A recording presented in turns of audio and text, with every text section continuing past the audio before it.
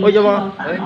เดิมก็เป็นแล้วถ้าเขาสอบเป็นแล้วเอาซีวิลาเวกเนี่ยคือหาจะเลิกประชาโพสเซนกันเลยมันนั่นแหละนะ ยังเรียกว่าไอโฟน เฮ้ยเรียกว่าไอโฟน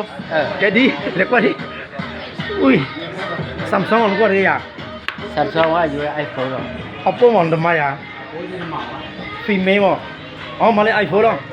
อุ้ยนึกแล้วก็มาไอโฟนเป็นเรื่องนี้อะไรไอโฟน5ไอโฟนสิงห้าว่ะ